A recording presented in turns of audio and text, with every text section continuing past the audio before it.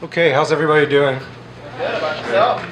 Very well. So first of all, I'd like to take this opportunity to thank Ryan and the club leaders for giving me the chance to come out here and talk to you guys. Really appreciate this opportunity, and yeah, I just want to give a big thank you to everybody that helped make this happen. And I guess we'll go ahead and start. So this is part 3 of the Planet Aquarium series, and I'm going to be going over mostly the aesthetics of the aquarium, how to lay things out, and hopefully I can help you guys make your aquariums beautiful. So a quick overview of my topics. I'm going to be quickly going over some styles. The very important point is what to look for and what not to look for when you're selecting hardscape materials, meaning your wood and rocks. And I'll touch on some geometry. You'll learn more about that later and what I meant by geometry. Quick touch on substrate and then selecting plants. So learning about where to put what based on the characteristics of the plant and its height, color, and whatnot. And then at the end, we'll go over some places where you can find some inspiration and some quick tips and tricks. And then we'll move on to the live aquascaping session.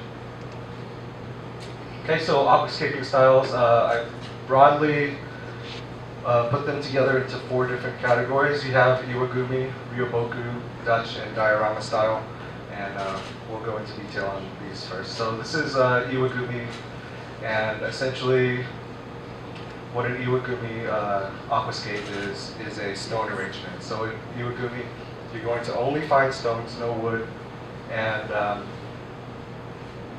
it's typically going to be about 1 to 3 species of plants. The main focus is going to be the arrangement of the stones and a carpeting plant to cover the ground. So I have a couple terms here. The Oyaishi is going to be the primary stone. It's the biggest and most notable stone. It's usually the most beautiful, has the most character in it, and it's the main focus of the tank. And then these other terms are not so important. Essentially, they're going to be the smaller stones that kind of support and accentuate the large stone in the tank. So I'll show you a couple of examples here. This is an aquascape by Jeff Sinsky at Aquarium Design Group in Houston, Texas, which is where I come from. And I feel like this is a classic, perfect example of an Iwagumi. The Iwagumi scapes are very simple, and there's like I'd say an elegance and simplicity of the aquascape that makes it very relaxing to look at because it's not complicated, it's just there, but it's arranged so beautifully that you can just sit in front of it and kind of relax. It's very calming how simply it's put together. This is another example from Aquarium Design Group, also by Jeff Sinsky. And you can see again, it's just going to be a carpet of short foreground plants and maybe a couple other species thrown in there. This one's by George Farmer, another one of my favorites. These 3 tanks are just absolute favorites of mine, and I had to share them with you guys. But the other styles, I'll just be showing 1 or 2 examples. So Ryoboku, there's going to be a heavy focus on the wood, and even though in here you see only plants, the backbone or the skeleton structure of this aquascape is very heavily wood-based. This is an aquascape by Takashi Amano. If you're not familiar with him, he's kind of like the godfather of aquascaping. And just passed away recently in August. So this is just another great example of a Ryoboku aquascape. So characterized by heavy use of wood, it has the main structure or skeleton. And as you can see, there are several types of plants used here. It's not just a few like in Iwagumi. It's got a very natural look, more of a 1-to-1 scale, and I'll show you the difference between that and let's say the Diorama scape we'll go over at the end here, what the 1-to-1 scale is. So essentially, like if you were just to plop your head into the water in a river, what you would find there, what you would see, would be what you see in the tank on a 1-to-1 scale. Stones will be in the scape typically, but it's not the main focus. Like I said, it would be the wood that's the main focus. This is one of my tanks that I'm currently running at home. and I would classify it as a Ryoboku. So I do have very structured wood, and then I have some rocks in here as well. And you can see the variety and quantity of plant species that I have in here. The next style I'll go over is the Dutch very quickly. I can't say that I know a whole lot about it, but the Dutch style is one of the oldest styles of aquascaping. You know, ever since people started keeping plants, it's one of the earliest styles, and you'll see it's very organized. The groups are by species, and they're very clustered together. And you'll see them separated by foreground, midground here, and then your background plants, which are the tall growing stems. So yeah, this is an example. One of my good friends, Corey Hopkins, he's in Dallas, very talented guy. This is one of his Dutch aquascapes, just to show you an example. Like I said, it's very organized with all the species separated into little clusters and lanes. Sometimes they call them streets. And lastly, the last style I'm going to go over is the Diorama style. It's been very popular lately in the past few years, and it's just like it sounds. It's going to be like an arrangement to create a landscape that seems like it's much larger than it is. I'd say this tank is no more than 4 feet long, but it looks like a picture of an Amazon jungle or something. You can see these trees, and you kind of simulate a bigger picture in a very small miniature environment. So they're characterized by the illusion of scale and force perspective. There's a couple ways to do this. You can heavily slope the substrate from front to back to create some depth in the tank. And you'll put large items in the front, small items in the back to make it look like the items in the back are very far away and the items in the front are very close. By items, I mean rocks or wood. So if I were using wood to try to simulate like a forest, I would use large, thick pieces in the front, very small, thin pieces in the back. Here's an example. So you have the nice big pieces here, and these pieces are in the back. The illusion here is that the tank just goes on and on backwards, but in reality I'd say it's probably about 2 feet wide at most. But the way that he's arranged these pieces of wood, it really seems like it just goes on forever and ever. And that's the kind of the whole point of the Diorama aquascapes. Here's another one, but it's more of a mountain style. So it looks like a mountain range. This aquascape is by this gentleman, Urice. He's out of Germany, I believe. Okay, so we're going to talk about hardscape selection, which I feel is the key point, the very most important thing when designing an aquascape or trying to plan one, is picking out the right pieces so that you can come out with something very beautiful. So we'll talk about what to look for and what to avoid.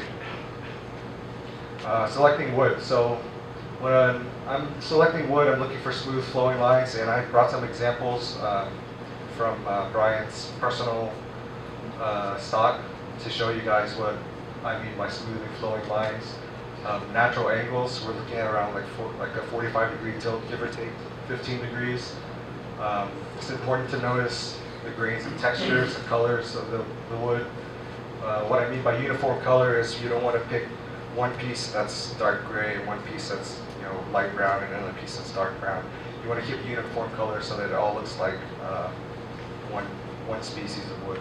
And typically you want to just pick one species or one type for a single aquascape. And then I'll talk about diverging lines a little bit later in my demonstration as well, just to save some time here, because I will touch on that in the geometry section. So what to avoid, obvious cut marks and lines. So obviously, when people are selecting driftwood to sell to you, they can't bring the whole piece of wood in. They'll have to break it up into smaller usable pieces. Oftentimes these cut marks and breaks are very clean, straight lines that look very unnatural. So when we see these, when you're selecting your wood, you want to avoid these flat lines, or at least find a way to disguise or hide them when you finally put your layout together. 90-degree angles are also something that's very unnatural and awkward looking. So you want to avoid these 90-degree angles when you're selecting your wood. Sharp and awkward flow I can also show you by hand when I bring up these pieces of wood later. And adjacent branches with equal lengths, so I'll show you that right now. So this is a piece of wood from Adam. He's a guy in Houston that sells manzanita, and he posted these pictures, which he graciously allowed me to use in my presentation. There are a couple things, a couple points that I brought up a second ago that kind of make this wood not so great in my eyes. And these obvious cut marks and lines here. So you can see at the tips of these branches, they're kind of squared off. It looks like the tips have been cut and trimmed with like a pair of cutters. And you can see that they don't taper to a point very naturally, and they're kind of very short. And I kind of point that out here. So these turquoise sections, I show how square the tips look, which should be okay, but I mean, to me, if I'm looking for an ideal piece, I'd like to avoid that, especially since it's all over the place. You can see how many times I've highlighted it. And then the last point in my other slide was the adjacent branches with equal lengths. What I mean is these red sections. So you have this fork coming out here, and the lengths of these two sections are almost the same. And it creates this Y shape that, for some reason, to me, seems unnatural. It's not as aesthetically pleasing compared to, let's say, if this one was 2/3 or 1/3 the length of this one. And I'll show you more about that in a second. So this is what to look for. This is one of my aquascapes. I pulled this screenshot off of one of my YouTube videos, and I have a link at the end of the PowerPoint for you guys to visit. So this is one single piece of wood that I had selected at Aquarium Design Group in Houston. For this tank, I had actually ordered pieces of wood for months, but sometimes you just run into something like this, and I just immediately fell in love with it, and I threw everything out the window and went with this piece. So this is the first kind of step in the aquascape. This is one single piece. These are the diverging lines that I had mentioned earlier, where they kind of go away from each other. And another good thing to notice is that all these branches here converge to a single point. They come from a single source, and that'll be something important to look for as well. Not only when picking a piece, but also arranging pieces together. So in this next section, I've added some more pieces of wood. And you can see how I kept the consistent wood grain and consistent color so that everything matches and flows well together. So this is like a step 2. And then step 3, I added some more finer, smaller pieces. Again, same color. They've got some nice flow to them, kind of how this one goes up and down and tapers out to a point there. So these finer branches help add some detail to the aquascape and really bring it together. Okay, so we'll go over some stone selection. When I look for stone, I look for triangular shapes or maybe oblong ovals that come to a point. And I'm going to emphasize the importance of triangles in a few slides here in the geometry section. Character and texture, what I look for is a lot of lines, grooves, deep cuts, or just nothing too smooth, something with a little bit of character to it. Color, I typically like to use grays and browns. They have good contrast with the green plants or a dark substrate. So this light gray and savory stone that I'll show you in a second will contrast very well with dark soil and light green plants.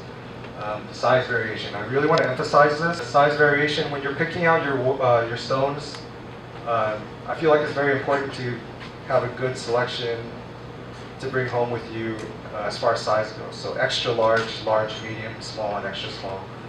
Pick different sizes, because I'll show you in a second how using a consistent size and shape over and over again will bring some orderliness or some structure to the look, which will feel natural. So anything that's square or structurally organized is going to seem unnatural, and that's what we want to avoid when we're doing nature aquariums or aquascapes.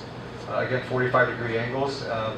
This is not necessarily just looking at the stone, but seeing that you can place it at an angle or tilt it on your substrate at that angle, and recognizing that it would look nice at a slight tilt.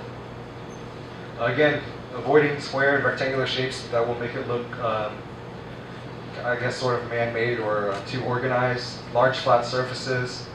This is not a very concrete thing to avoid, but generally, if you can pick something with, more, I wouldn't say jaggedness, but more texture and more of a strange shape. And I'll show you the shape in a second. And 90-degree angles are definite no. Not to say that if you see a nice piece that has an angle in there, that you have to avoid that piece completely, because I do have some pieces here with some sharp angles and flat surfaces, but the way that I'm going to be using them, you won't be able to see it. So not necessarily avoid it completely if it's on the specimen that you're looking at, but recognize that you probably want to hide it. Okay, so this first slide is the same aquascape again. This is my example of size variation. So in this first slide, I have all my large pieces, extra large and large pieces put in place. And here in the second step is where I had placed all my medium-sized pieces to fill out some spaces and make smooth transitions. And really, we could have stopped here and it would have looked terrific, right? But the emphasis on this next slide are the extra small pieces that you wouldn't even call rocks. You would maybe even consider gravel. And so that's what these pieces added in. It really adds a lot of texture and detail, and it really refines the whole structure of everything together. And it makes a very smooth transition from the rock to sand. So, even though we could have stopped here and would look great, this keeps better in my opinion, and it really refines everything. So here's a great example of texture and color here. This is Seiryu stone. Typically, a lot of aquascapers use this. It's also known as mini landscape stone. And I've highlighted the shapes here. You see a lot of triangles here. Every single stone in this set, I would be really happy to work with. There's nothing in this picture that I would have put back into the bin. I would have taken it all with me. I think this is a great example of good color, texture, and shape overall. This is another type of stone, and it's called Oko stone, also known as dragon stone. And again, I've highlighted the shapes here. Very pointy, very triangular. It's got a lot of great texture. All these holes and ridges in the stone really give it some character.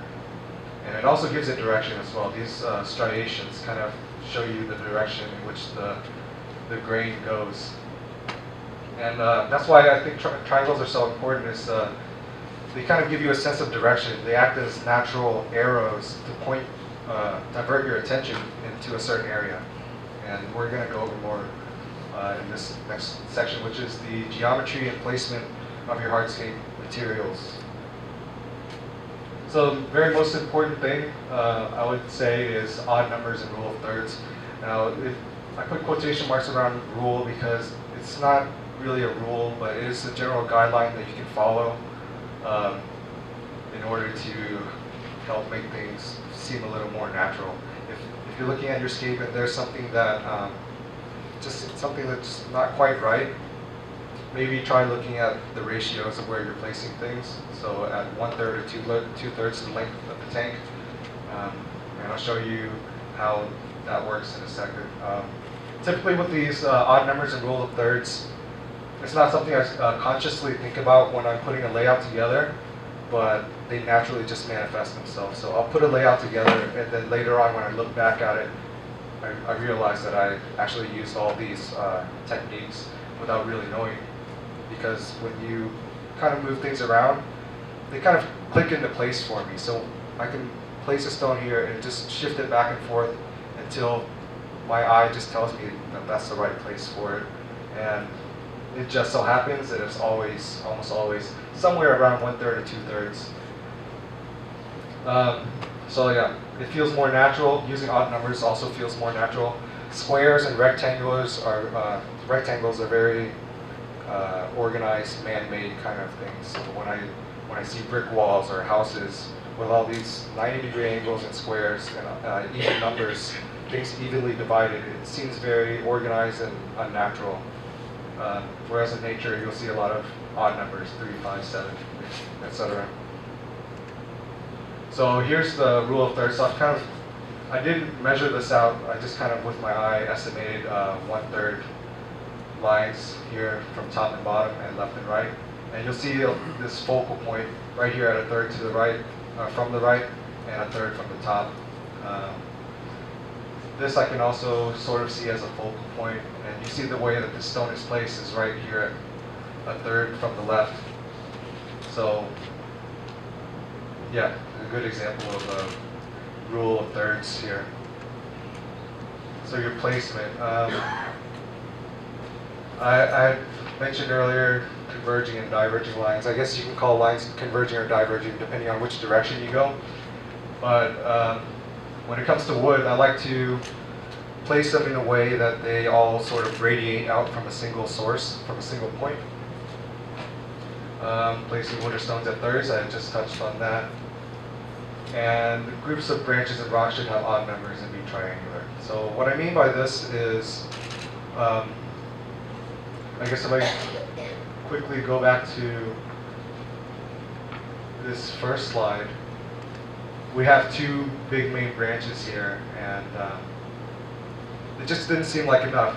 I mean, would you agree that just having 2 as an even number, it seems not quite right until I added, this third branch here. It kind of brings it all together.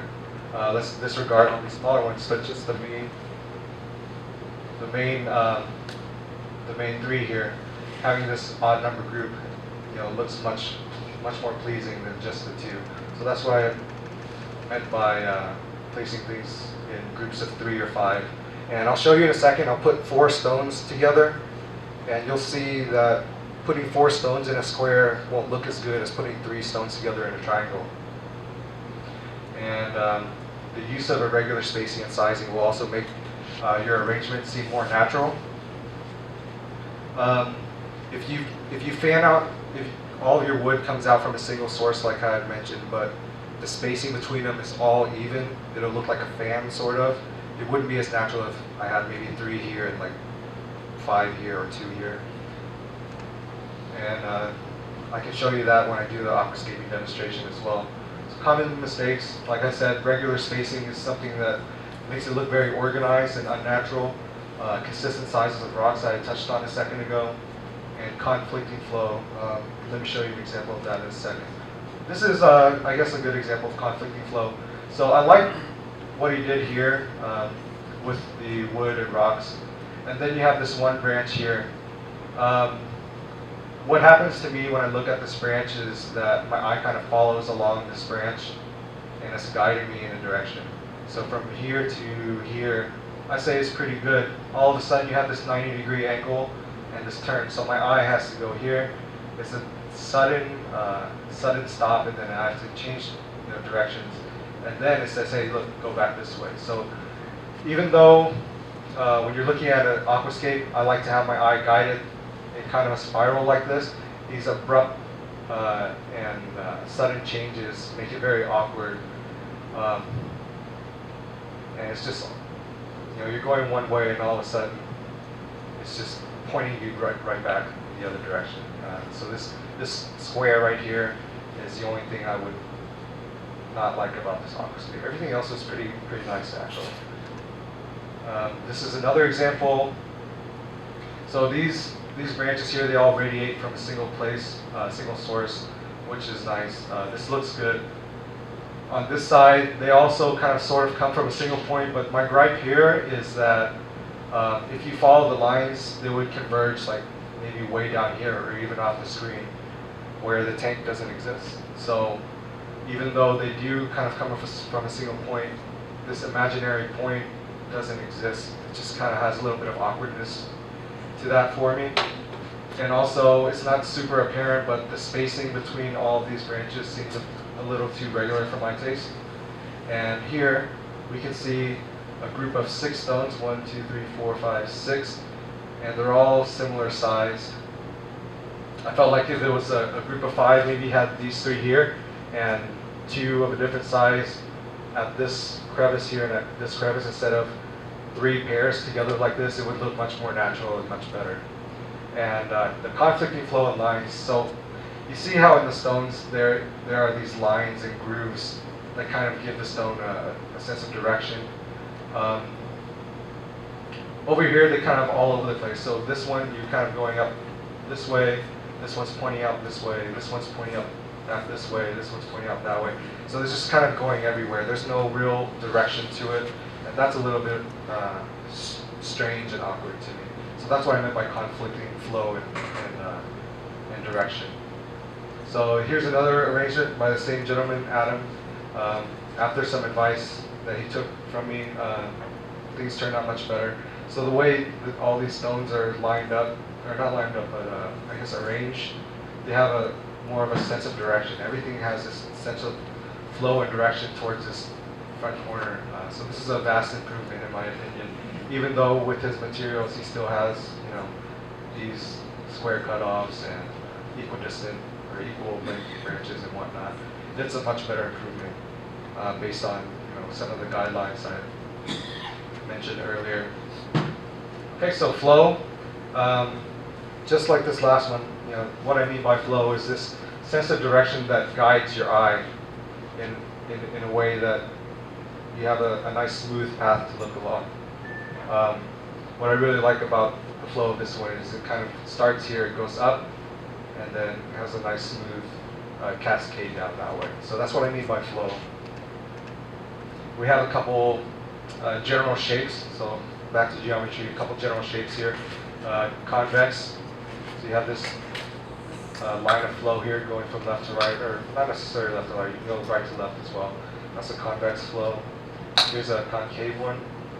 This is another tank by Aqua Design Amano, 88. Sloping flow going from high to low in a very smooth transition like this. It's very nice. And spiral. So this is another Aquascape by Aquarium Design Group in Houston. And you can see how the way everything is arranged, it guides your eye in this nice little spiral, almost to the style of the golden ratio, the Fibonacci spiral. Okay, so triangles. I really want to emphasize triangles. So the most important point here, they achieve a sense of direction and create these arrows that kind of point you in a way to guide your eye along the aquascape. They also create a natural feel, and triangles are not necessarily formed by wood or rocks or plants, but it can also be formed by negative space, which we'll see here in a second. And again, with triangles, you have a 3-sided shape with converging and diverging lines. Depending on which direction you want to go down the lines, they'll converge or diverge. So here it is, my tank again, this time with water and fish in it. And let's see if we can find some triangles in this aquascape and how these triangles are useful in creating a natural look. So first off, the most important one here I see very obvious is this one that kind of points you down towards the base of my rock structure here. So you can see how this arrow diverts your attention here to the main focal point. And also another important point is, if you notice, this focal point here is 1/3 of the length of the tank from the left. So I'm going to highlight some triangles here. The base structure with my rocks creates a triangle. This one here and this one here. They kind of all point you to this center of attention, my main focus point, which so happens to be at 1/3 to the right from the left, and also 1/3 from the bottom to the top, coincidentally, right? Also, if you were to look from this at this tank, maybe standing instead of sitting, or slightly from above, you'll see that the shape of the sand that was created here, looking from above, is also a triangle.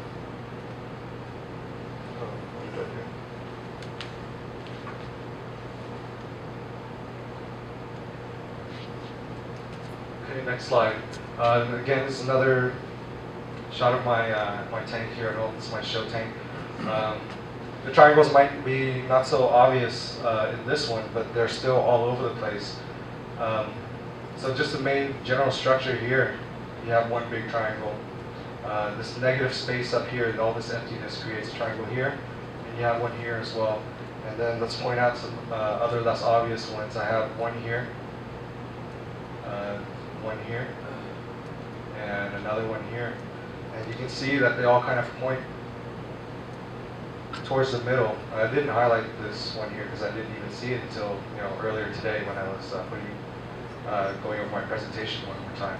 So they all kind of point your eyes in certain directions so that you can focus on little small details of the tank and appreciate them. I'm going to go back to one of Milano's scapes.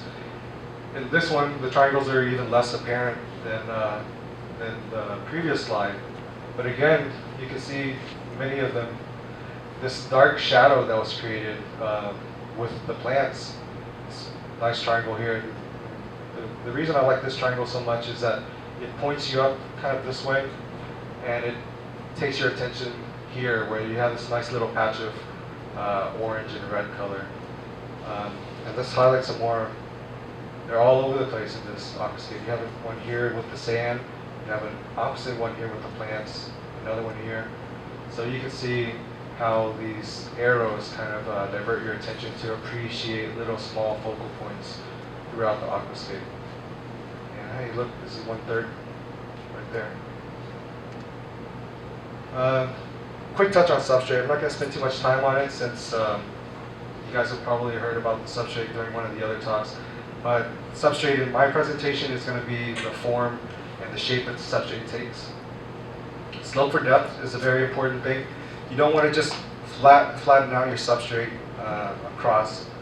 You want to have it nice and low in the front and then bank it up to where it's taller in the back. This will create some sense of depth and will also give you more surface area for planting and arranging your hardscape materials. Sand is a really good substrate to use, not necessarily in a planted tank because plants don't do as well in sand, but to have them in certain areas of the aquascape will kind of provide nice open areas, and it literally will brighten up your tank from reflecting light if you use like a nice light sand. The downside to this, however, is that sand is very hard to keep clean. If it's a light color, it's going to be very obvious when it gets dirty, and it's kind of a pain to keep clean, but it's aesthetically very pleasing aspect to an aquascape if you just decide to use it. And if you do decide to use it, down here my third point is to make sure you make a nice clear border to separate your sand and your soil or other substrate. I'm going to demonstrate that. But you want to use rocks, so a physical border, meaning rocks or like plastic dividers that you can hide under the substrate. And if you do make a border, try not to make it so obvious. So instead of one smooth curve like this, maybe arrange the stones to where it goes like this.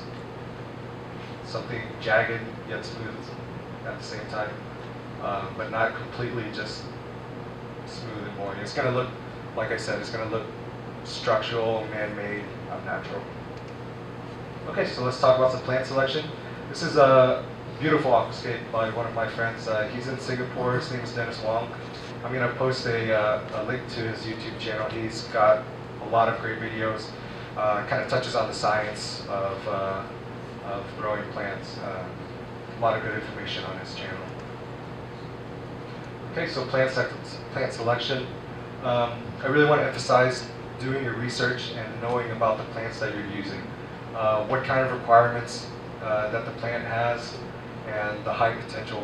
Knowing how to, so plant height, the height of your plant will dictate where it's placed. You don't want to place long, tall plants in the front. You don't want to place short, stubby plants in the back, right? So you want to go from short to high in general. Generally short to high, from front to back.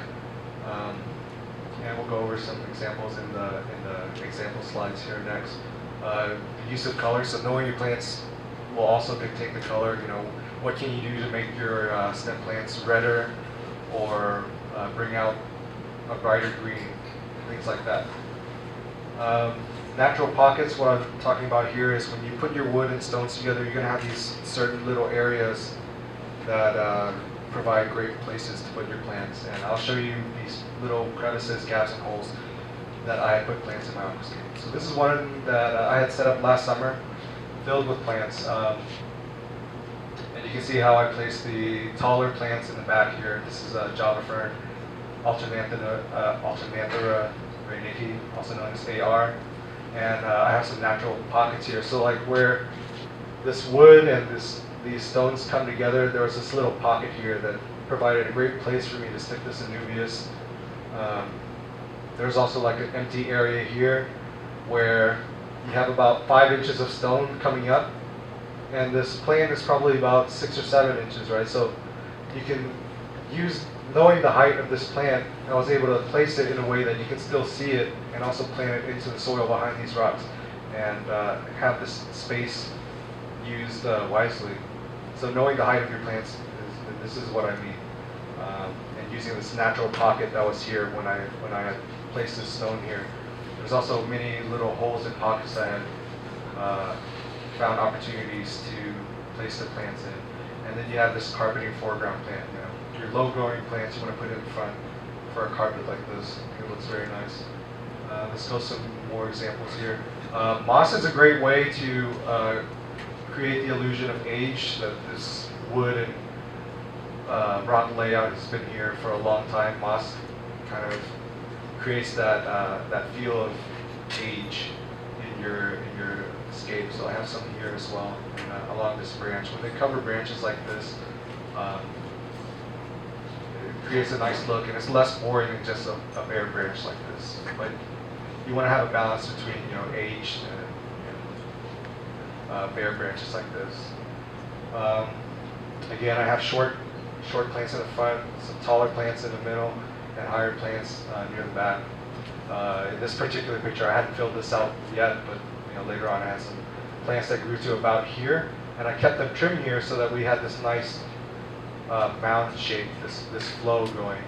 So I did purposely keep the plants trimmed about that high. Okay, so we're nearing the end now. This is a little section just to show you that, you know, inspiration can come from anywhere. You really want to take notes from nature to apply to your aquarium. That way it looks the most natural and beautiful, in my opinion, and most people's opinion.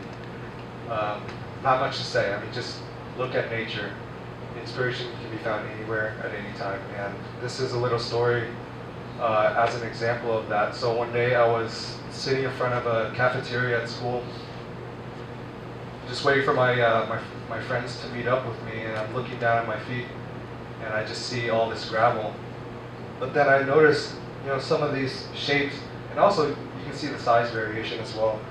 Out of boredom, I kind of threw some stuff together, and some of these little shrubs and plants I found laying around as well. The quarter for scale here, but if you ignore this quarter, something like that, if you had put a glass box around it, would have made a great aquascape. Would you agree? And this is what I mean by just finding inspiration anywhere.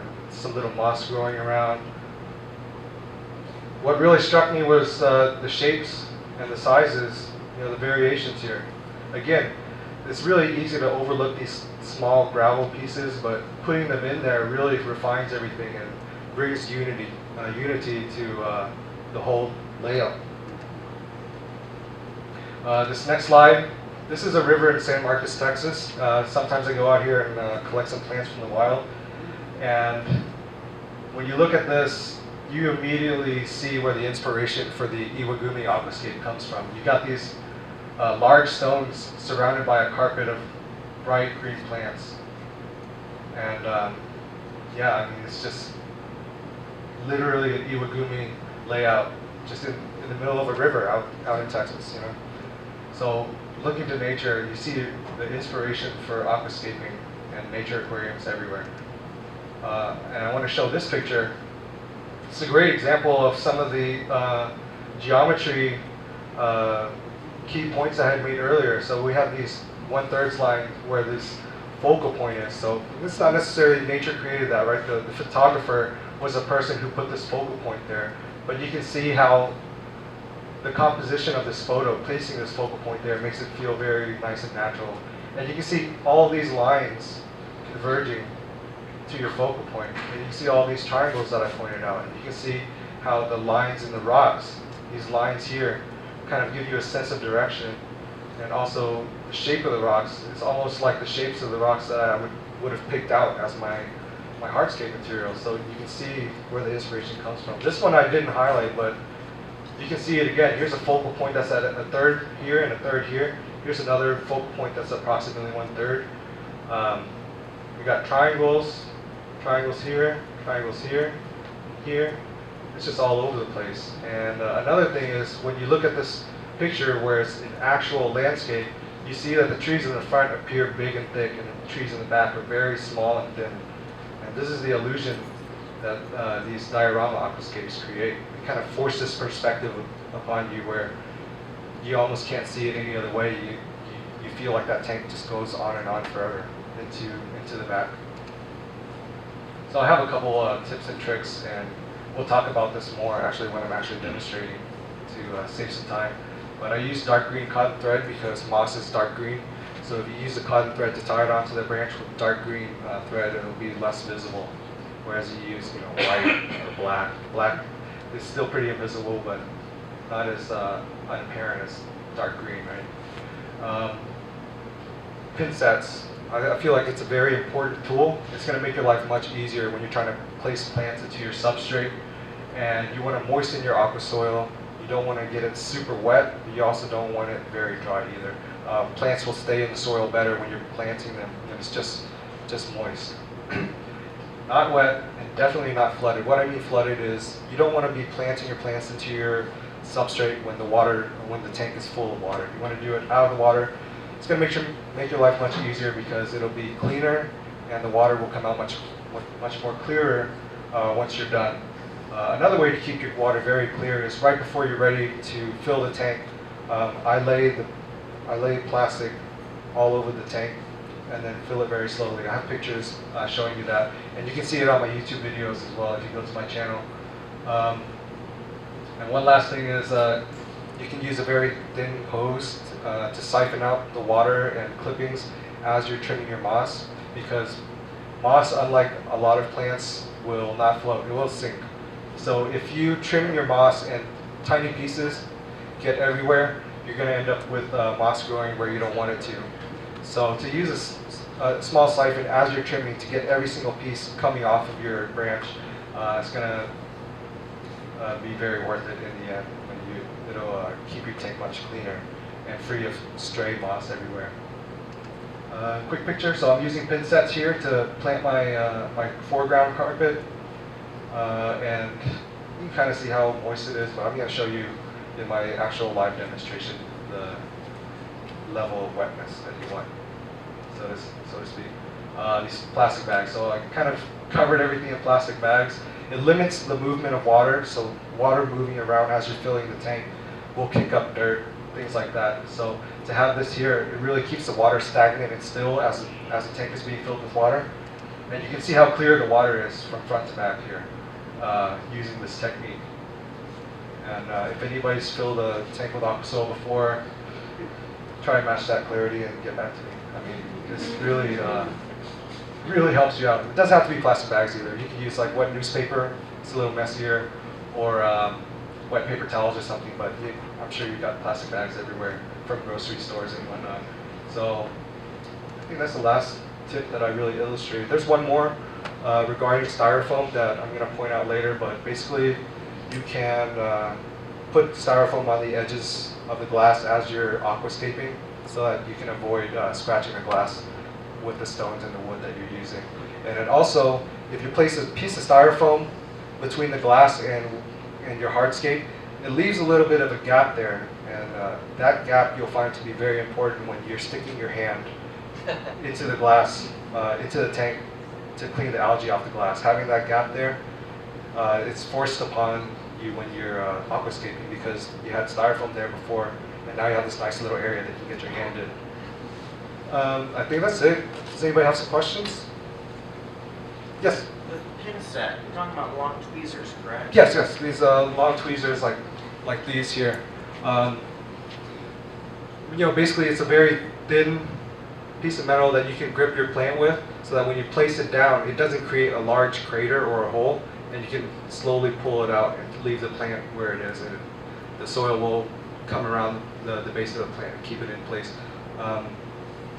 I guess another way you can try without pin sets is using your fingers, but like I said, if you use your fingers and you plop the plant down, when you pull your fingers out, there's going to be a crater where the space of your fingers were, and the plant's just going to come back up.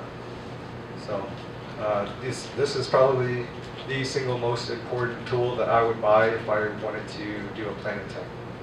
This is the very first thing I would buy, and you can find these for very cheap now. So I really feel like there's not an excuse to not have a pair. Pretty much walk into any fish store now and find these. But if you don't, you can always use like small tweezers that you have. It's still the same concept. It's just that these are longer and more convenient to use than like a pair of 4-inch tweezers. These are more specialized. Any other questions? Yes. Would you recommend beginning a novice aquascaper to look for stone and hardscape materials at landscape suppliers as opposed to pet stores? Not necessarily. I mean, you could go to landscape supply areas. The main reason I would go there is if I'm looking for something very large. If you're scaping like 125 gallon or up, you want some nice big stones, and you're simply not gonna. A, you won't find them in a pet store, or B, if you do see a piece like a nice boulder this big at a pet store, it's gonna cost you a fortune, since they go by the pound there, and it's typically like anywhere between $2 to $10 a pound, depending on the type of stone. And let's say one this big would be 50, 60 pounds. It's really expensive. So yes, a landscaping location would be a great place to look, especially with the things that I've provided here. Things to look for, things you can recognize when you're walking around the landscaping supply store. You can apply these guidelines and really find something nice there. But I also advocate the support of your local stores as well. And on top of that, they're specialized in stones that would look nice in aquariums. So another thing to think about is how the rocks will change your water chemistry. There are a couple things that you can look up online to determine whether or not your stone is good for the type of aquarium you're setting up. So some will raise the water hardness, and that might be okay, might even be beneficial. Whereas in other styles of tanks, heavily planted tanks where certain plants will like softer water, you don't want those stones changing your water chemistry. So yeah, that's a very good point. You do want to take note on the type of stone as well. But like I said, if you go to a local fish store, they kind of specialize in stones that would typically be used in an aquarium. So yes. Yeah, I just wanted to let the club know that we used to be able to get stones at Stone 4 on the Phillips Island. They no longer carry the smaller aquariums. You have to go to Stones Plus off of yeah, there's one closer to this area.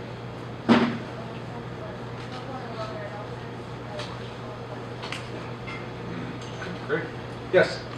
Can you apply this concept to, like, you have a 100-gallon tank, so you can apply this concept and just make different aquascaping like themes within that tank?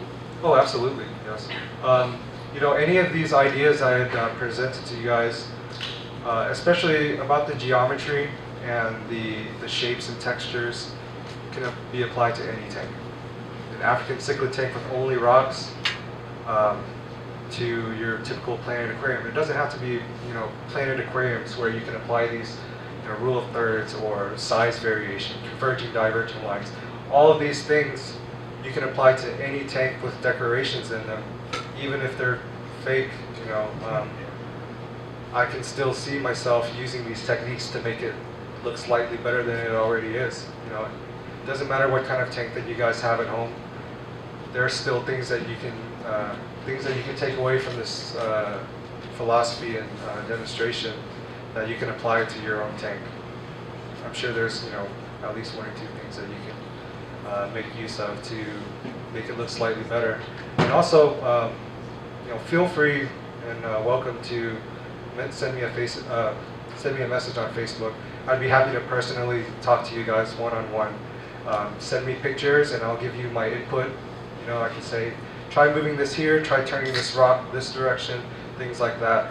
I'd love to help you guys out. So feel free to send me a message with some pictures and I can provide my input for you guys. Do you have any more questions? Okay, well, so I guess we'll take a quick intermission so I can set up and we can start the aquascaping demonstration in about, let's say, 10 or 15 minutes.